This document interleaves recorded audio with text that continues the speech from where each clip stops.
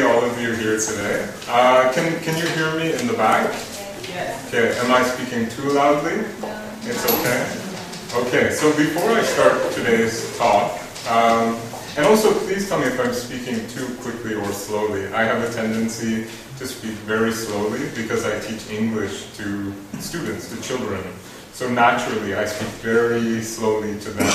So if I'm speaking slowly to you, please understand it's my habit from teaching kids. So before I start, I have two things to ask. Did you get this article when you came in? If you did, or if you didn't, this is an article that was in the Korea Times back in February.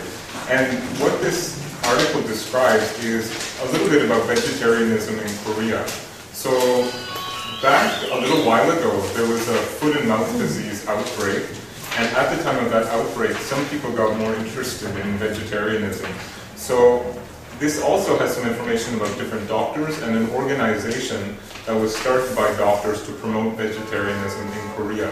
So it could be a good resource if you're trying to learn more. So yeah, please read it if you can.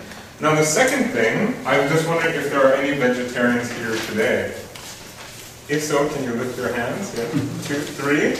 Okay, so I have some vegetarian friends here. That makes me happy. I'm also happy if you're not vegetarian too, that's okay. And today's topic is vegetarianism, what you miss out on each time you eat meat. Now, I titled my talk this a couple of weeks ago, back when I was starting to think about my talk. But I found that this title, when I thought about it later, it was a little bit aggressive, a little bit confrontational. So, I decided to change my talk. My talk is now called, Please Eat More Vegetables.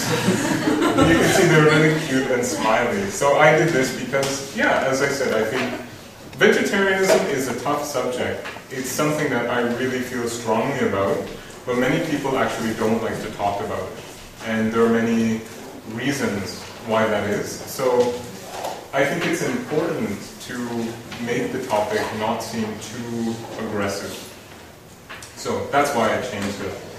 So this is the description of the talk. So this appeared in the Gwangju News and in other places too. And basically I've kept the same structure to my talk. So during this case, I taught Hughie Samson, so that's me. Vegetarian for nearly 8 years. We'll talk about the history of vegetarianism, some health benefits and concerns, talk about the ethics of eating meat, and all different things that we have to think about. So that was my proposal for my GIC talk a few weeks ago. And basically I stuck with that largely. So during today's talk, this is the agenda so you can understand clearly what I want to talk about.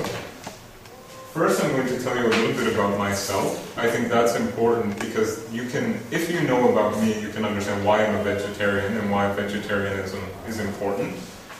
So then I'll talk a lot more about my relationship with vegetarianism, why I specifically decided to become a vegetarian.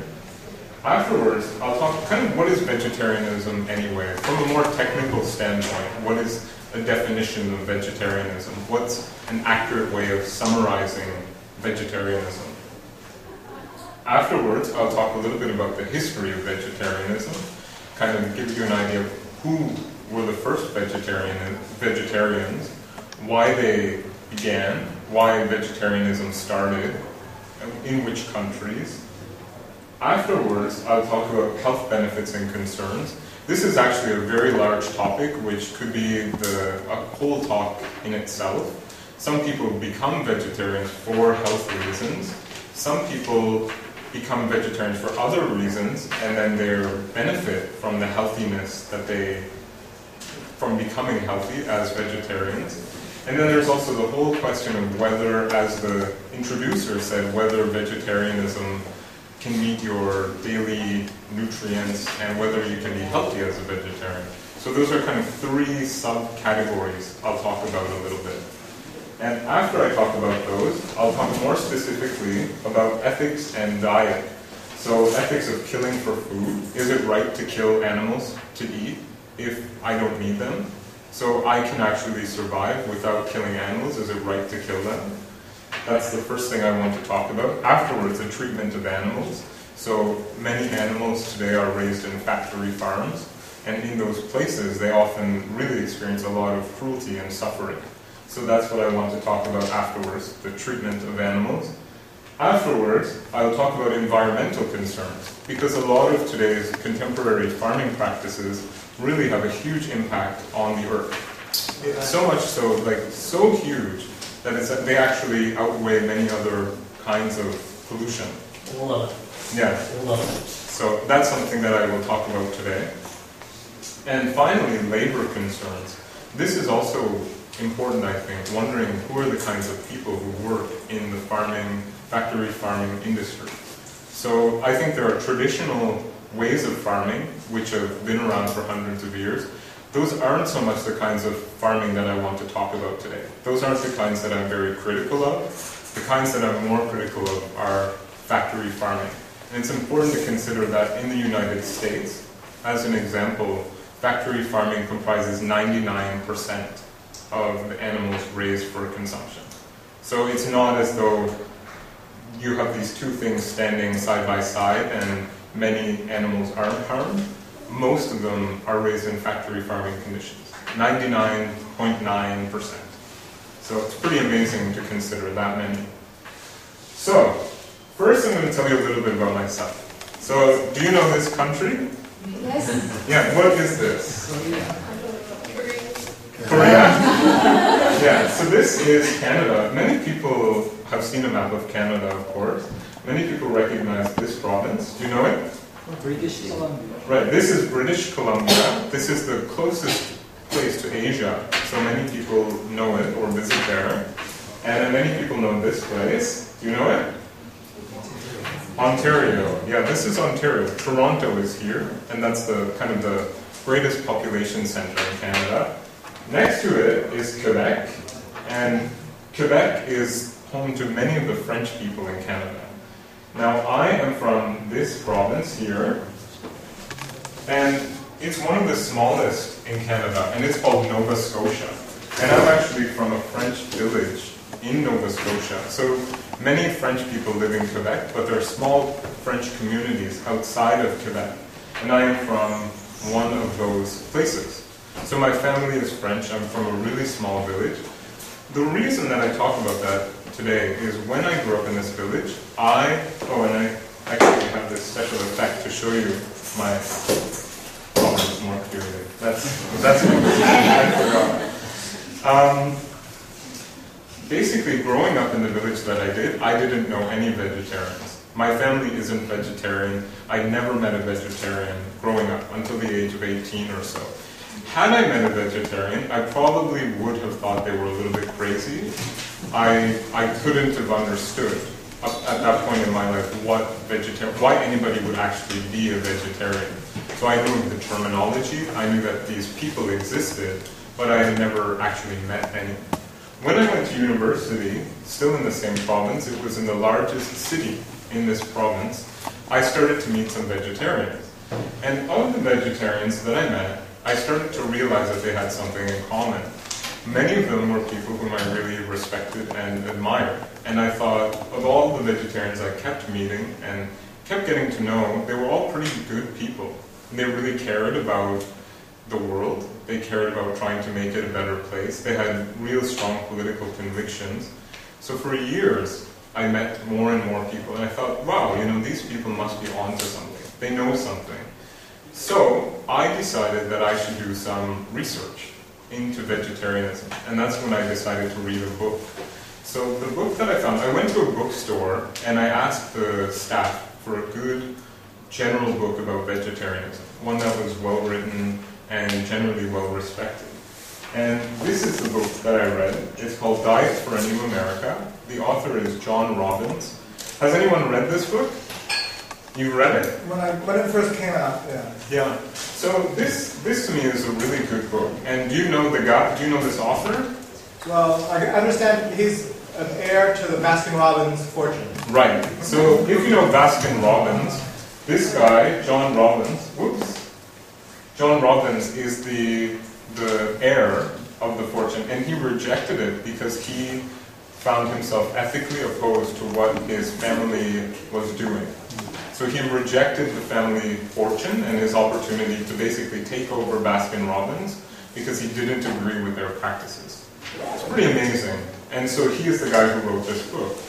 After I started reading this book, it took just a couple of pages and I realized I would become a vegetarian. And I have. And ever since I've read this, I haven't eaten meat. I haven't even thought about it. I see it. I'm not even interested in eating it. Largely because of the descriptions in the book of animal cruelty.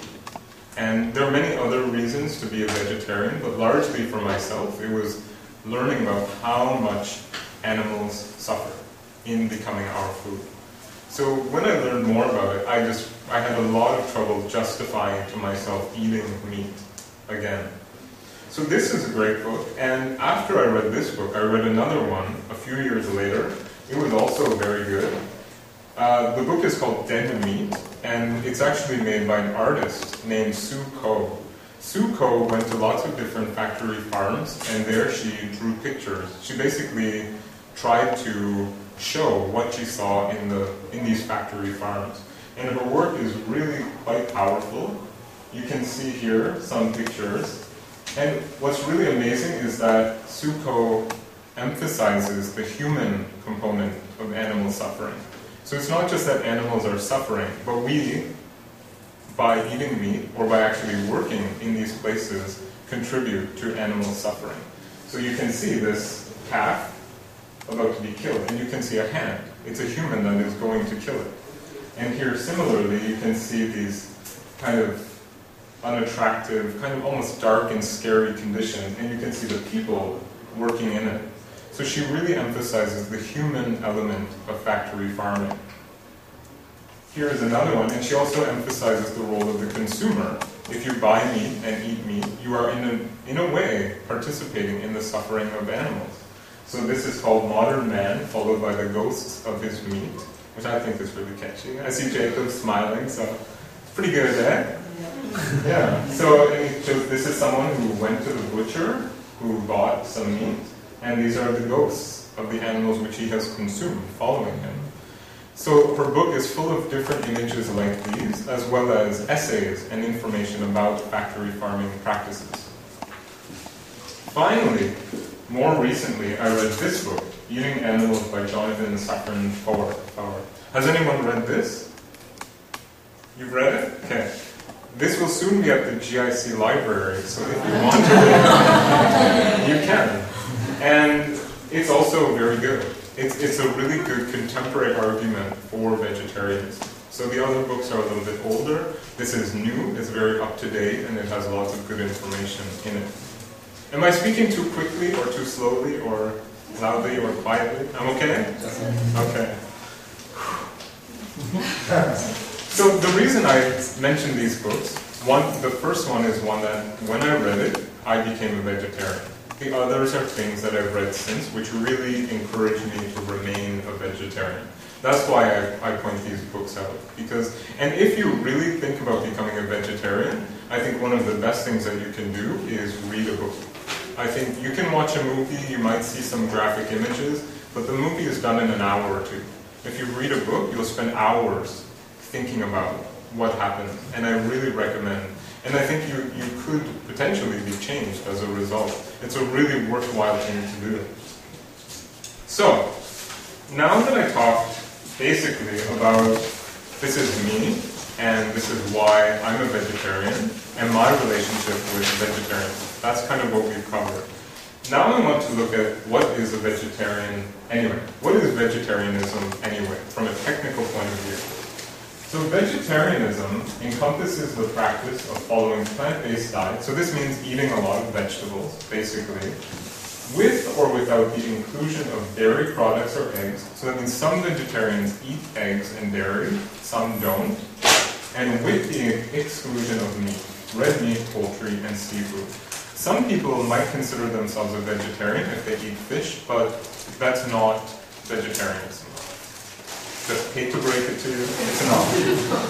Fish are still animals. Chicken are still animals. Some people also say they eat chicken but no red meat. You're not a vegetarian.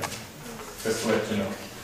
So abstention from byproducts of animal slaughter, such as animal-derived gelatin, may also be practiced. what this means is that some vegetarians, in addition to not eating meat, not drinking milk, not eating eggs, they're worried about other animal products, like gelatin.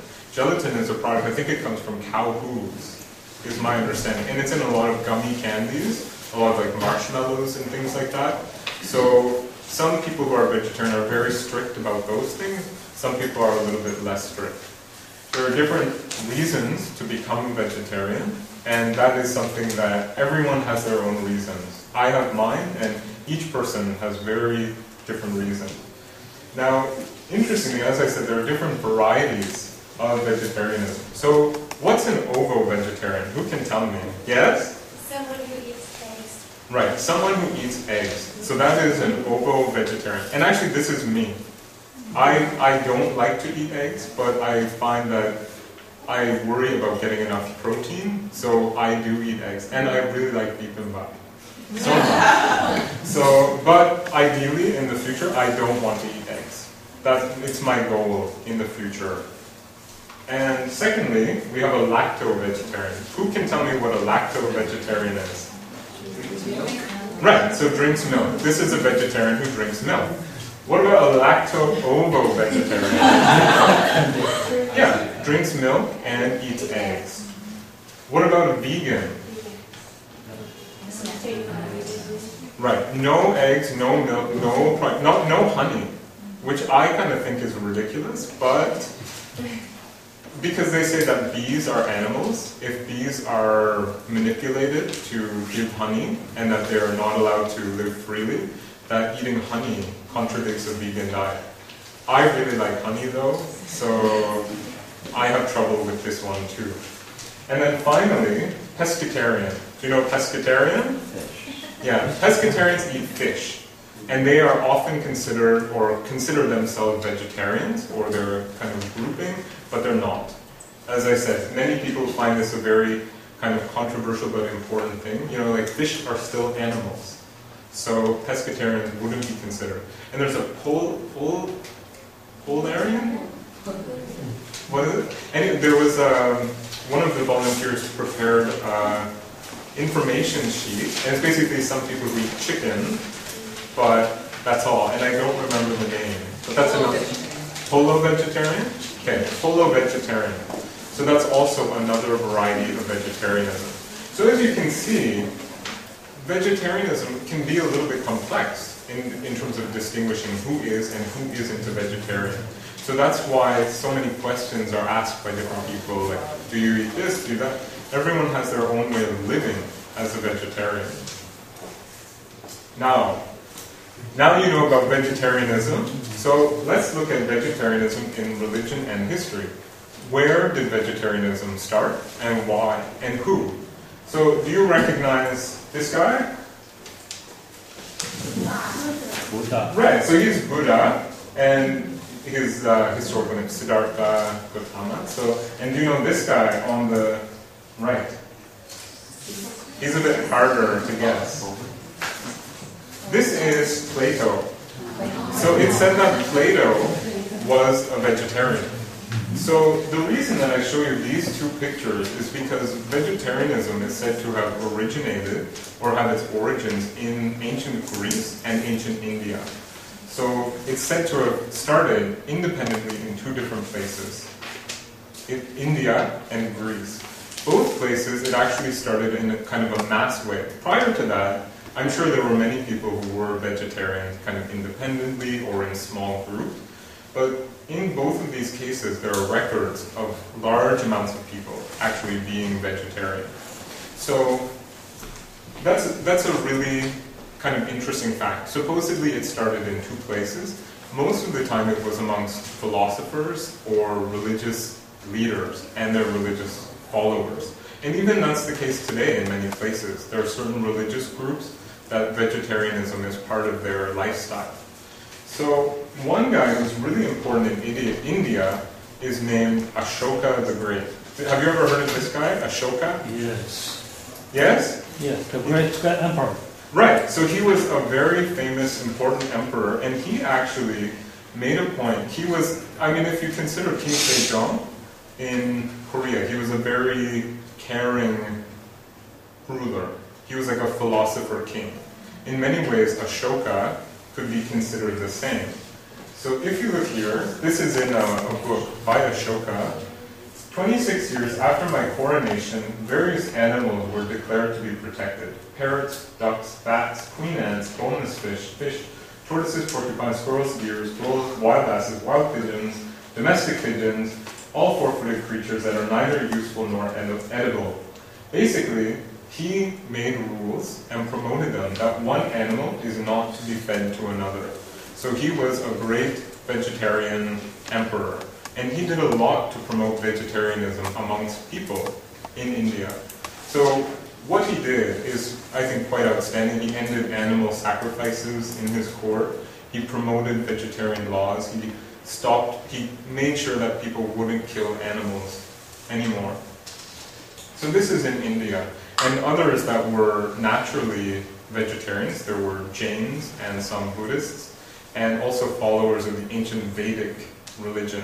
And nowadays we know that India has a lot of vegetarians too amongst its Hindu population.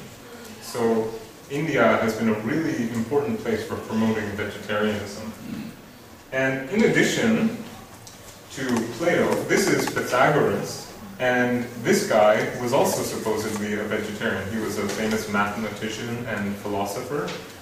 And amongst Greeks, there were many different religious or philosophical leaders.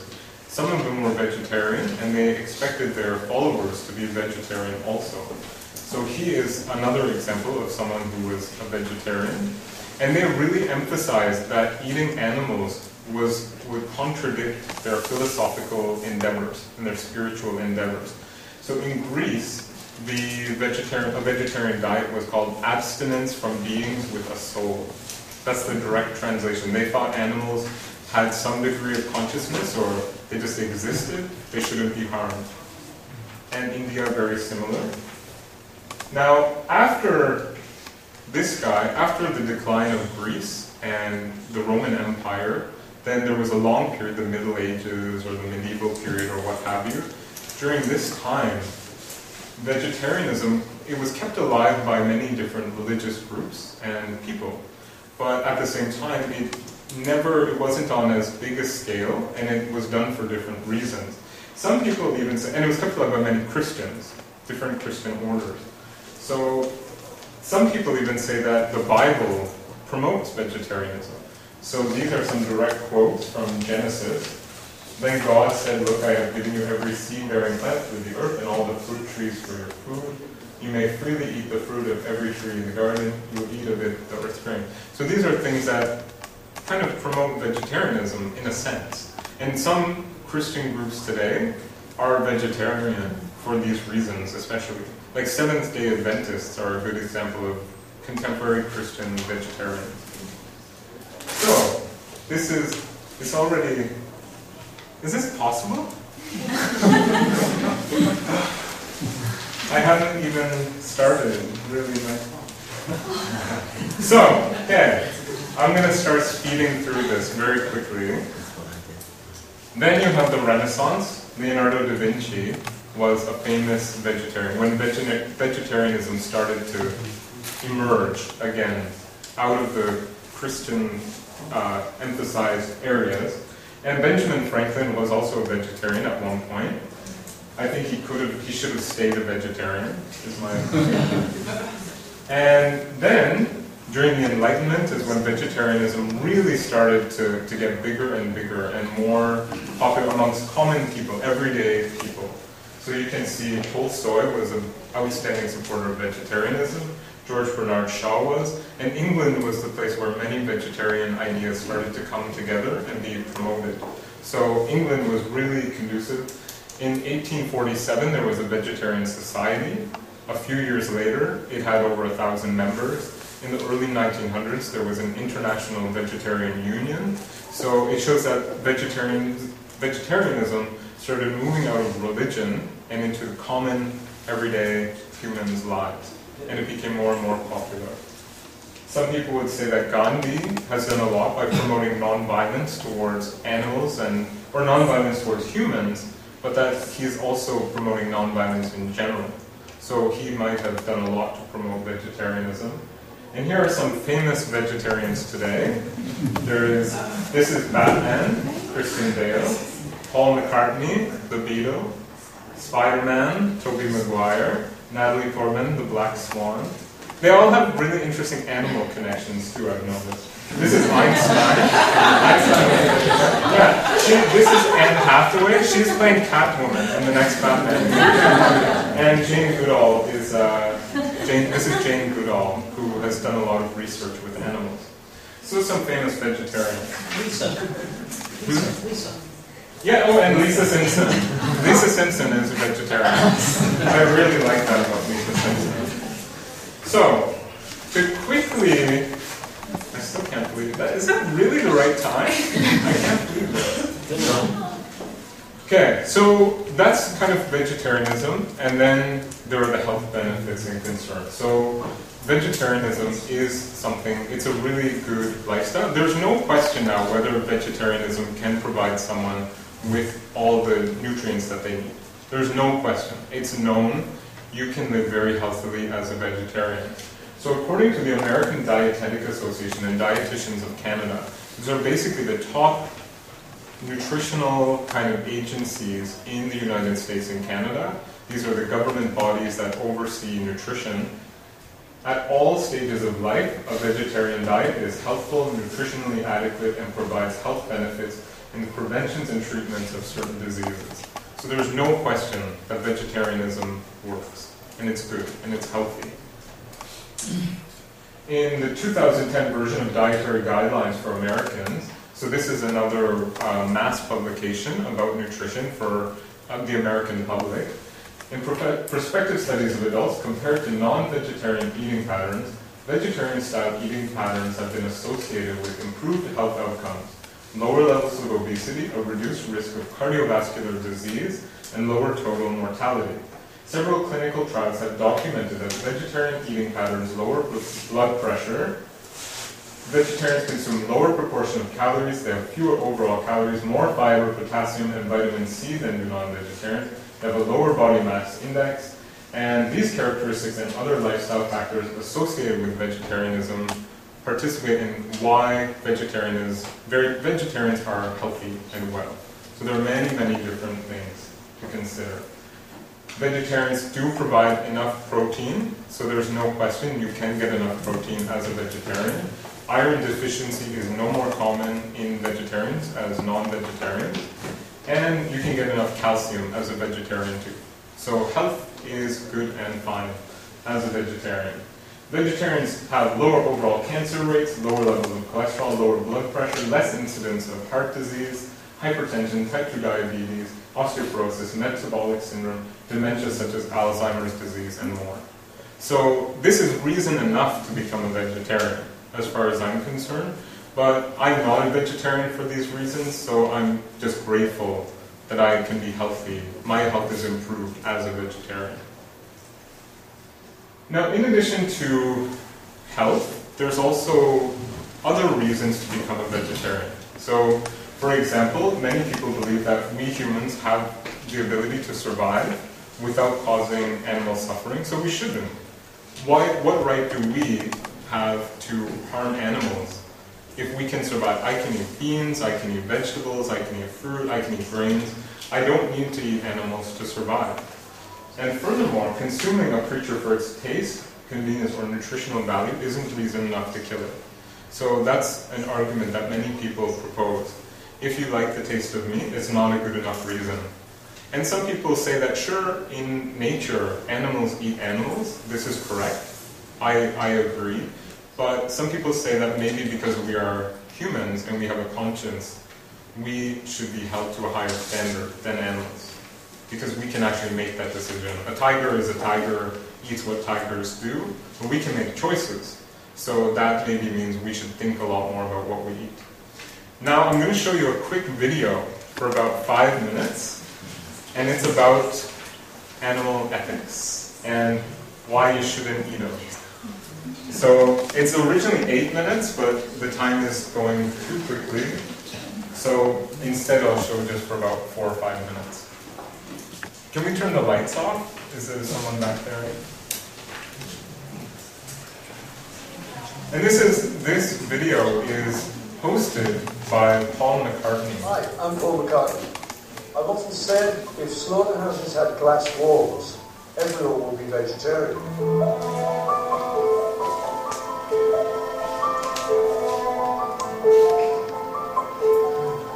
Animals raised on modern factory farms and killed in slaughterhouses endure almost unimaginable suffering. I hope that once you see the routine cruelty involved in raising, transporting and killing animals for food, you'll join the millions of people who've decided to leave meat off their plates for good. Can you hear it in the back? Yeah, volume up a bit. Volume up.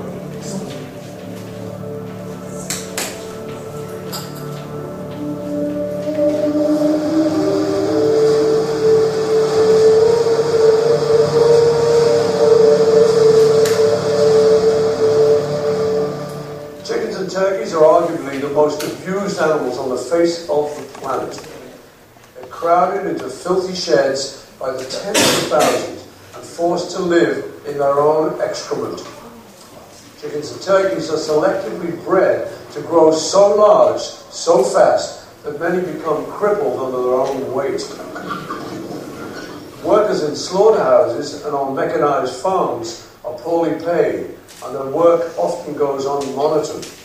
Many investigations into chicken and turkey slaughterhouses have revealed shocking cruelty that goes beyond the standard abuses, such as this recent footage from a top turkey producer.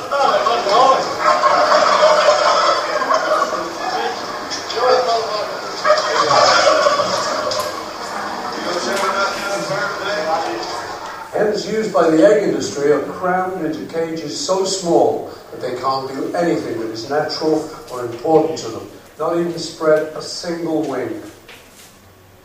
The ends of their sensitive beaks are cut off with a hot blade, causing chronic pain that studies have shown lasts for more than a month. Chickens are intelligent animals whose ability to reason in some instances is greater than that of dogs and children. Chickens are also very social animals with an elaborate pecking order or social ranking system. Yet hens used by the egg industry are confined to tiny cages for their entire lives. This causes their muscles to waste away and their bones to deteriorate and break from lack of use. Their feet become lacerated and their bodies bruised and cut from standing on wire for 18 months before they're sent to the slaughterhouse. At the end of their miserable lives, chickens and turkeys are forcefully packed into crowded cages and transported for hours through all types of weather conditions without food or water.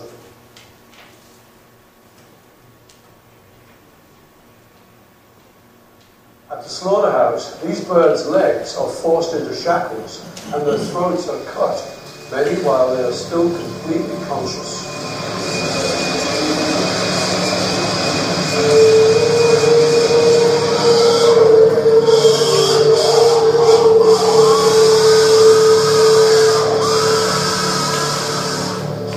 Pigs are more intelligent than dogs, even outperforming some primates on a variety of tasks, such as operating interactive video games. They have cognitive abilities beyond those of 3-year-old human children. Yet, on factory farms, they're imprisoned in crowded, filthy conditions. Many will go insane from the stress, abuse, and complete lack of mental stimulation. Breeding sows are treated like machines, forced to churn out litter after litter. They give birth in barren stalls without enough room even to nuzzle their piglets.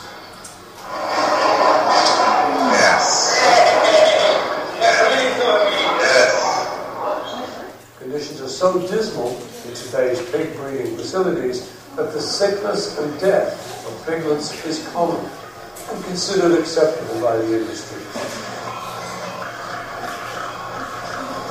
Okay, So It's a bread to grow. I'm guessing this is enough.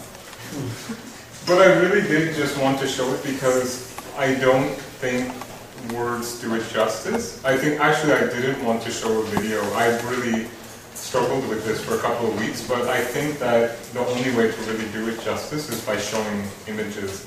And as I said, the reason that this is important is because 99.9% of animals, at least in the United States, these are the kind of conditions that they usually live within. So it's really important to remember. It's not some versus others. It's like a lot of them live in these kind of places. So it's very powerful stuff. And I just wanted to show you some of that. Now really quickly, I just want to conclude to say environmental concerns are also very important. If you consider becoming a vegetarian, this is another great reason to do so. Production of meat and animals, basically modern farming is not environmentally sustainable. It pollutes the world in enormous ways. It pollutes the air, the water, the land. If you look at some direct quotes, like according to the United Nations, the livestock sector emerges as one of the most significant contributors to the most serious environmental problems at every scale, from local to global. So all of the transportation in the world, all the planes and trains and cars, contributes about 13.5% of greenhouse gases as measured as CO2. Livestock farming produces 18%. So eating meat, the meat industry contributes more pollution to the world than all the transportation combined. As another just quick quote here from a guy who worked on the Intergovernmental Panel on Climate Change, actually the leader of it, he said that among options for mitigating climate change, changing diets is something one should consider. If you really care about the environment, you should consider becoming a vegetarian. Some people would even argue, I read this today, that you can't call yourself an environmentalist unless you become a vegetarian. Some people really believe that. They're saying that you can't separate, you can't ethically say you care about the environment if you still eat meat.